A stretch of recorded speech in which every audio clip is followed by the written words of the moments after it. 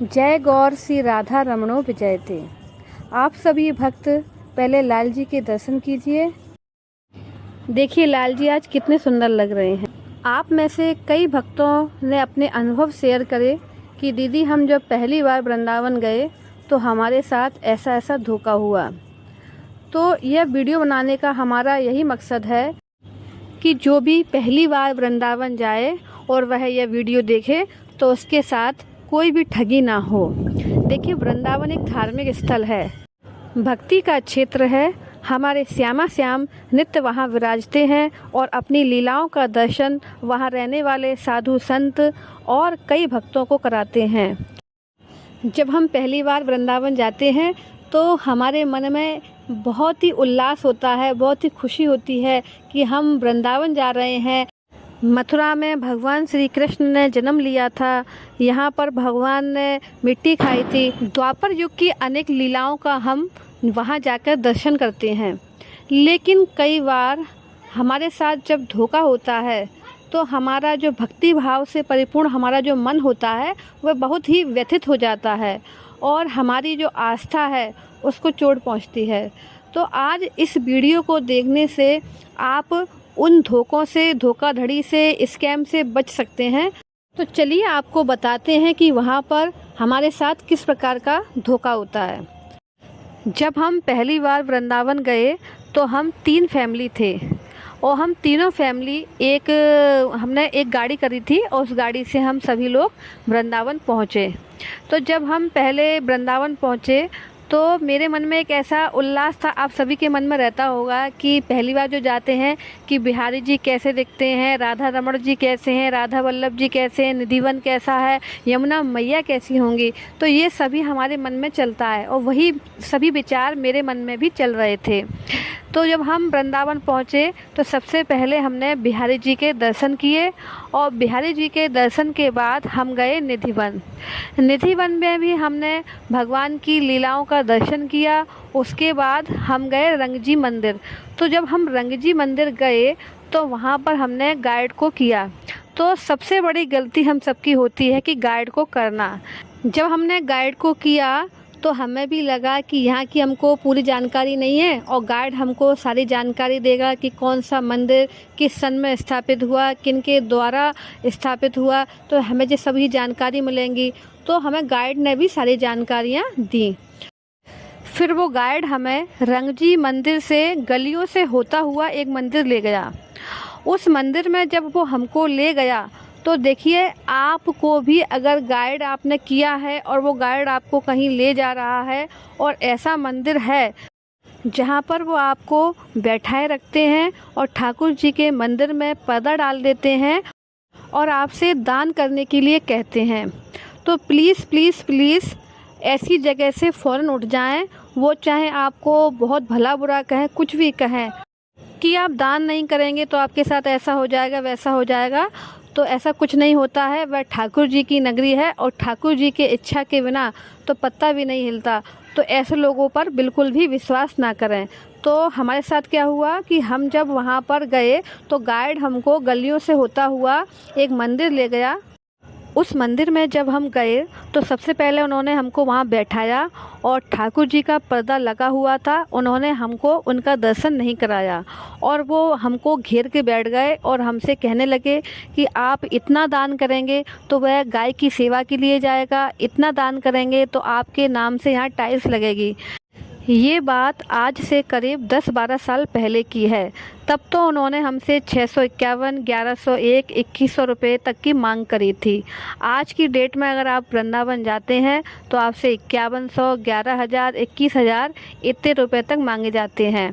तो वहाँ पर जब आपसे ये पैसे मांगे जाते हैं और आपका अगर मन देने का नहीं है तो आपको ऐसा लगता है, क्योंकि आप तो देखिए आस्था लेकर वहाँ जाते हैं और वहाँ पर जब आपको लगता है कि आप दान नहीं दे पा रहे हैं तो ठाकुर जी को मतलब कैसा लगेगा। तो हम लोगों के मन में ऐसा भाव आ जाता है, वो लोग हम पे इतना प्रेशर डालते हैं कि हमें उन्हें रुपए देने ही पड़ते हैं। और जब वो हमसे पैसे ले लेते हैं उसके बाद वो हमको ठाकुर जी का दर्शन कराते हैं तो ये सब हमारे साथ वहाँ पर होता है। उसके बाद गाइड हमको मंदिर से बाहर ले गया और बाहर जाने के बाद उसने हमसे कहा कि मैंने आपको वृंदावन के सारे मंदिरों के दर्शन करा दिए हैं, यही सब मंदिर हैं। तब हम जानते नहीं थे तो हमें लगा कि भाई यही मंदिर होंगे, तो हमने सारे मंदिरों के बस जो उसने बताए थे वो दर्शन किए और उसके बाद हम मथुरा के लिए निकल पड़े। तो मैं आप सभी से ये कहना चाहूँगी कि हम में से सभी लोग, ज़्यादातर जो भक्त हैं जो पहली बार वृंदावन गए हैं, उन सभी के साथ यह स्कैम हुआ है। तो आगे किसी के साथ ऐसा ना हो तो प्लीज़ इस वीडियो को शेयर ज़रूर करें ताकि लोगों के साथ ऐसी धोखाधड़ी ना हो। हमारे दिए हुए पैसों से कोई भी दान पुण्य ये लोग नहीं करते हैं, वह सारे रुपए इनकी जेबों में जाते हैं, कुछ परसेंट गाइड को जाते हैं और कुछ लोग ये खुद रखते हैं। तो हमारे लिए इस प्रकार का ये जाल बिछाते हैं, तो कृपया इनके जाल में ना फंसें। ये गाइड आपको रंगजी मंदिर, निधिवन के आसपास मिल जाएंगे, तो कृपया इनसे बचें। और अगर आपको मंदिर के इतिहास के बारे में कोई जानकारी चाहिए तो वहाँ पर बोर्ड लगे रहते हैं, उनको पढ़ें। या अगर भीड़ मंदिर में कम है तो वहाँ के सेवायत पुजारी या अपने आसपास कोई भक्त हो उनसे जानकारी लें। तो मेरा ये वीडियो बनाने का यही मकसद है कि किसी भी भक्त के साथ कोई भी धोखाधड़ी ना हो। और अगर आप बिहारी जी जाते हैं और वहाँ पर आपसे प्रति व्यक्ति 100 रुपये लिए जाता है कि आपको स्पेशल दर्शन कराएंगे, भीड़ से आपको निकाल के हम अच्छे से आपको दर्शन कराएंगे, तो आप उसमें भी ना फंसें, क्योंकि वो आपको कोई स्पेशल दर्शन नहीं कराते हैं। वो आपका हाथ पकड़कर आपको भीड़ में ले जाते हैं और खींचते हुए आपको ले जाते हैं, और जैसे सभी दर्शन करते हैं वैसे ही बस थोड़ा सा आगे ले जाते हैं। तो मेरा ऐसा मानना है कि बिहारी जी के दर्शन के लिए हमें कोई भी रुपए नहीं देने चाहिए और हमें कोई स्पेशल दर्शन नहीं करने चाहिए। हमें जो आम जनता जैसे दर्शन करती है, आम भक्त जैसे दर्शन करते हैं, हमें वैसे ही दर्शन करने चाहिए। हाँ, वहाँ पर रश बहुत होता है, तो अपनी हिफाजत करते हुए हमें वहाँ दर्शन के लिए जाना चाहिए। बच्चे, बड़े, बूढ़े जो भी हैं उनको अपना ख्याल रखना चाहिए। और अगर हम भीड़ में हम दर्शन ना कर पाएँ तो प्रभु की जो दहली है, बाहर जो मंदिर की जो दहली है, उसके दर्शन करके उसको प्रणाम कर लेना चाहिए, क्योंकि ये पूरा ब्रजमंडल प्रभु का ही है और पूरे ब्रजमंडल में हमारे प्रभु विराजते हैं। बस हम वहाँ ब्रज की भूमि पर पहुँच गए, यही हमारे लिए बहुत है। और हमारे दर्शन तो तभी श्रेष्ठ हैं जब हम बिहारी जी के दर्शन ना करें, बल्कि बिहारी जी हमारे दर्शन के लिए ललायत हों कि हम उनसे मिलने आए हैं, मेरा भक्त मुझसे मिलने आया है। तो वो आपको कहीं पर भी अपने दर्शन दे देंगे। पूरे ब्रजमंडल में प्रभु का वास है, तो वो आपको कहीं पर भी दर्शन दे देंगे। मैंने वहाँ पर देखा है कि हम सभी जब प्रभु के दर्शन के लिए मंदिर में प्रवेश करते हैं तो एक दूसरे को धक्का देते हुए हम भगवान के दर्शन करने लगते हैं, जबकि हमारे प्रभु कभी नहीं चाहते हैं कि हम आपस में एक दूसरे को धक्का दें और तब हम उनके दर्शन करें। हमारे दर्शन तभी सार्थक होंगे कि हमारे आसपास जो है वो प्रभु के दर्शन सुलभता से कर लें, भले ही हमें दर्शन ना मिलें। और हमारी ऐसी अच्छी सोच से ही प्रभु हमको पूरे ब्रजमंडल में कहीं भी दर्शन दे देंगे। तो मेरा यही कहना है कि हम प्रभु से तो प्रेम करते ही हैं, उनके बनाए हुए जनों से भी प्रेम करें, ताकि प्रभु की हमारे ऊपर और प्रसन्नता बनी रहे।